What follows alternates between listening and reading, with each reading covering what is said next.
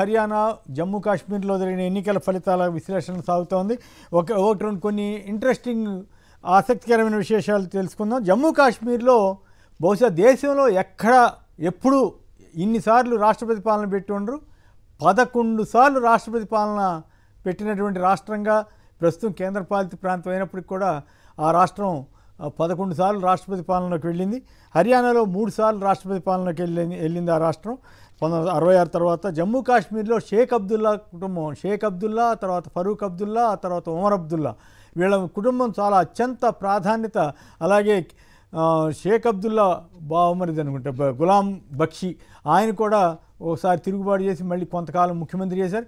మొత్తం మీద షేక్ అబ్దుల్లా కుటుంబం చాలా అత్యంత క్రియాశీలకంగా 1982లో మొదటిసారి ముఖ్యమంత్రి అయ్యి ఇప్పటికీ కూడా రాజకీయాల్లో కొనసాగుతున్న బహుశా దేశంలోనే ఏకైక నాయకుడు అంటే ముఖ్యమంత్రి అయిన తర్వాత ఈయన ఫరూక్ అబ్దుల్లా అయి ఉంటారు. ముగ్గురు కలిసి 6 సార్లు వీళ్ళు ప్రభుత్వాల్ని నడపడం జరిగింది. ఫరూక్ అబ్దుల్లా అత్యధిక కాలం ముఖ్యమంత్రిగా పనిచేసినటువంటి నేతగా ఉన్నారు. అలాగే ఇక కాశ్మీర్ వ్యాలీలో Kashmir valley, Tawi valley, Chenab valley, Poonch, Sindh ఇట్లాంటి అన్ని వ్యాలీల పేరు మీద ఉంటాయి. అంతే చాలా సుందరమైనటువంటి ప్రదేశంగా ఉన్నటువంటి అక్కడ దురదృష్టవశాత్తు ఉగ్రవాదం వేళ్ళూనుకుని చాలా బీభత్సమైనటువంటి పరిస్థితులు ఈ మధ్య రఘునాథ్ బాబు గారు చెబుతున్నారు. కానీ ఉగ్రవాదం తగ్గిపోయిందని ఈ మధ్య కూడా మన సెక్యూరిటీ దళాల మీద కాల్పులు జరపటం ఇవన్నీ కూడా నిత్యకృత్యంగా సాగుతున్నాయి. కొంచెం తక్కువ ఎక్కువే తప్ప పూర్తిగా కంట్రోల్ అయిపోయిందని అనుకుంటే అది భ్రమే అవుతుంది. అంతేకాకుండా శ్రీనగర్కు ఉన్నటువంటి ప్రత్యేకత ఏమిటంటే అక్కడ పేదరికం చాలా తక్కువ ఉంటుందట. 1.5% మాత్రమే పేదరికం ఉంటుంది. జమ్మూ కాశ్మీర్లో 75% మందికి పైగా చదువు విద్యాధికులు ఉన్నారు. మహిళల్లో కూడా ఈ శాతం దాదాపు 60% వరకు కూడా విద్యాధికులు ఉండడం కూడా కొన్ని ప్రత్యేకతలుగా మనం తీసుకోవచ్చు.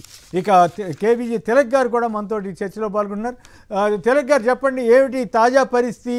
బీజేపీకి కౌంట్ డౌన్, కాంగ్రెస్కి అప్రైజింగ్ పరిస్థితి ఏర్పడినట్లేనా?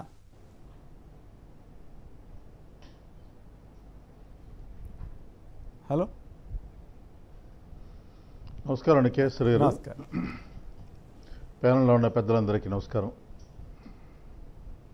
హలో, మాట్లాడండి. ఈరోజు ఫలితాలు మనం చూసినట్లయితే అలాగే ఈరోజు ఫలితాలను కనుక మనం చూసినట్లయితే కాంగ్రెస్ పార్టీ గెయిన్ చేసినట్టు కనిపిస్తోంది. అయితే ఇక్కడ స్థానిక పరిస్థితులు, రకరకాల కారణాలు కూడా దీనికి దోహదపడ్డాయి. జమ్మూ కాశ్మీర్ విషయానికి వస్తే అక్కడ నేషనల్ కాన్ఫరెన్స్తో కలిసి కాంగ్రెస్ పోటీ చేసింది. అయినప్పటికి కూడా బీజేపీ 28 స్థానాల వరకు గెలిచే అవకాశాలు ఉండడం అనేది, అది ఒంటరిగా పోటీ చేసి గెలిచే అవకాశాలు ఉండడం, అందువల్ల బీజేపీని తక్కువ అంచనా వేయడానికి వీల్లేదు. కాకపోతే కాశ్మీర్లో బీజేపీ ఒక జమ్మూ మినహా కాశ్మీర్లో 46 సీట్ల వరకు వస్తాయని అంచనా వేసుకున్నారు వాళ్ళు. అది ఆ లెక్క తప్పింది వాళ్ళకి.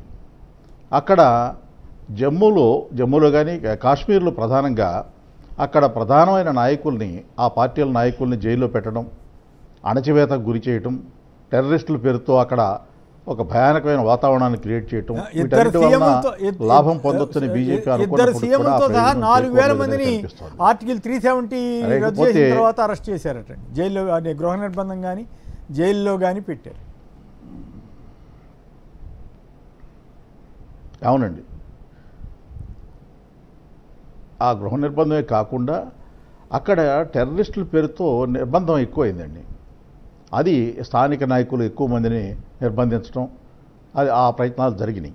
అయినప్పటికీ కూడా బీజేపీ వాళ్ళు అనుకున్నట్టుగా కాశ్మీర్లో ప్రయోజనం రాలేదు. జమ్మూలో వచ్చి ఉంటాయి సీట్లునే అనుకోవటం, చూడాలి ఆ టాలీ మొత్తం. తర్వాత హర్యానా విషయానికి వస్తే స్థానికంగా ఉన్నటువంటి సమస్యలు చాలా ఉన్నాయి. వాటన్నింటినీ అందిపుచ్చుకోవడంలో కాంగ్రెస్ సక్సెస్ అయింది. ఉదాహరణకు అక్కడ జాట్లు బలం ఎక్కువ ఉంది. జాట్లు రైతు ఉద్యమానికి ముందు నిలబడి వాళ్ళు పోరాటం చేయడం వలన ఆ రైతు ఉద్యమం ప్రభావం కూడా చాలా తీవ్రంగా ఉంది. నిరుద్యోగం ఉంది. తర్వాత అక్కడికి వచ్చేప్పటికి అవినీతి కూడా ఎక్కువగా ఉందనే ఆరోపణలు వచ్చినాయి. ఏదైనా కానీ 10 ఏళ్ళు అధికారంలో ఉంది కాబట్టి బీజేపీ న్యాచురల్గా యాంటీ ఇన్కంబెన్సీ ఉంటుంది. వాటిని అందిపుచ్చుకోవడంలో మాత్రం కాంగ్రెస్ సక్సెస్ అయిందని చెప్పాలి. హర్యానాలో కాంగ్రెస్ ఒంటరిగా పోటీ చేసి బీజేపీని బాగా దెబ్బతీసిందంటే అది హర్యానా అనేది హిందీ బెల్ట్లో ఒక హార్ట్ ఆఫ్ ది స్టేట్ కింద చెప్పుకోవచ్చు. అలాంటి చోట బీజేపీ దెబ్బతిందంటే హిందీ బెల్ట్లో బీజేపీ బలహీనపడుతుందా అనే సందేహం వస్తుంది. బీజేపీ అనే కంటే మోడీ ప్రభావం తగ్గుతోందా అనే సందేహం కలుగుతుంది. ఇది ఈ కాంగ్రెస్ ఆ ప్రజల్లో ఉన్నటువంటి అసంతృప్తిని అందిపుచ్చుకోవడంలో సక్సెస్ అయిందని మాత్రం చెప్పవచ్చు. ఇక అయితే హర్యానాలో కూడా మేము మెజారిటీ సీట్లు సంపాదిస్తాం, 46 సీట్ల వరకు మేము గెలుస్తాం, 45 సీట్ల వరకు. మిగతాయి అక్కడ లోకల్గా ఇండిపెండెంట్లు ఎక్కువ మంది వస్తారు కాబట్టి వాళ్ళతో కలిసి మేము ప్రభుత్వాన్ని ఏర్పాటు చేస్తామని ఒక అభిప్రాయం వాళ్ళు మొదట్లో ఉన్నారు. కానీ ఇప్పుడు ఆ పరిస్థితి కనిపించడం లేదు. ఏదైనప్పటికీ కూడా బీజేపీ బలహీనపడిందనే మాట గట్టిగా చెప్పగలం. కాంగ్రెస్ ఆ అసంతృప్తుల్ని అందిపుచ్చుకుని గెలుస్తోంది తప్ప కాంగ్రెస్ బలపడింది, బాగా బలంగా ఉంది అని చెప్పడానికి అంత ఆస్కారం కనిపించడం లేదండి. కేఎస్ఆర్ గారు.